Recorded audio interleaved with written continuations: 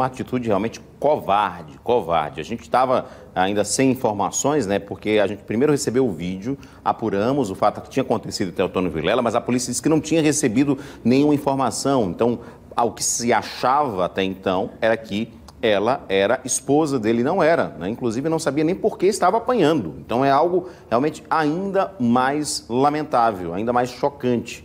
Quem vê esse vídeo se choca, né? E fica se perguntando por que o agressor não está preso, né? Tem vídeo mostrando, tem as agressões, a prova na própria mulher que está totalmente agredida. Quem vai explicar para a gente o que prevê a legislação é o advogado criminalista Ricardo Moraes. Ele está conosco pela internet e tenta nos esclarecer essa indignação, né, doutor? Boa noite, porque quando a gente vê um vídeo, vê os sinais da agressão, não entende por que, não é, o agressor não está preso. Se ele foi, inclusive, reconhecido, prestou depoimento. Boa noite.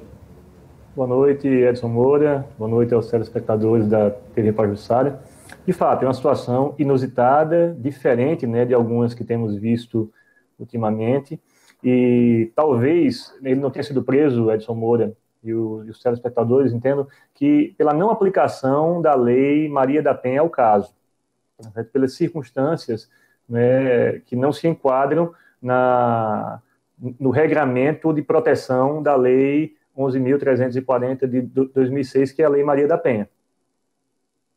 No caso, ele não tinha um relacionamento com a vítima. Se fosse, por exemplo, marido e mulher, ele estaria preso independente de ser flagrante ou não, é isso? Exato, né? Porque a Lei Maria da Penha, ela veio trazer essa possibilidade de enquadramento de prisão, porque hoje, após a inovação do nosso Código de Processo Penal, as prisões só podem acontecer ou ser efetivadas com crimes que tenham penas penas combinadas maior do que 4 anos. Né? E o crime que normalmente seria lesão corporal, ele não ensejaria prisão. Com a aplicação da Lei Maria da Penha, existe a possibilidade de restrição dessa liberdade. Só que essa lei, ela é destinada às mulheres em situação de vulnerabilidade em relação ao agressor no âmbito familiar. Essa é a grande situação. Um dos aspectos é exatamente esse. Ela não é aplicada de forma indistinta.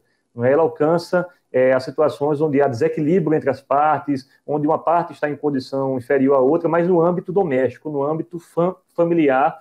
E, nesse caso, como ficou praticamente determinado que não havia esse tipo de relação entre autor e vítima, ele não deve ter ficado preso.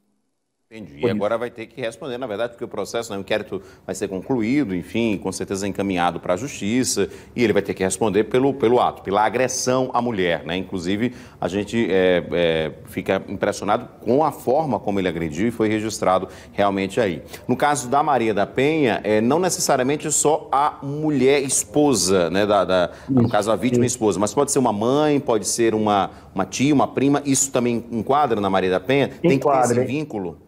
Enquadra. Qualquer relação no âmbito familiar, no âmbito do domicílio, né? E, de certa forma, onde haja uma situação de vulnerabilidade entre uma parte e outra, digamos, um filho com uma mãe idosa, onde há uma diferenciação entre elas, porque, digamos, a jurisprudência entende, os tribunais, que, digamos, se for uma relação entre duas irmãs, dois irmãos, que se agridem mutuamente, aí não se aplicaria, ou um irmão com Agora, um irmão com a irmã, em fato de ser homem com mulher, havendo a situação de vulnerabilidade ou de diferença física ou de alguma questão de distinção entre as partes, se aplicaria. Mas eu acredito, Edson Walter, como você falou há pouco, que esse caso deve ter sido registrado. Ele não saiu preso, mas eu tenho certeza que foi feito o boletim de ocorrência, possivelmente o termo circunstanciado ou a portaria para a abertura da investigação policial. Ele deve responder a essa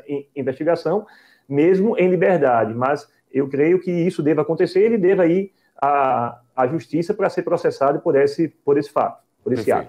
Doutor Ricardo, muito obrigado pela sua participação, obrigado pelos esclarecimentos, até uma próxima oportunidade. Obrigado.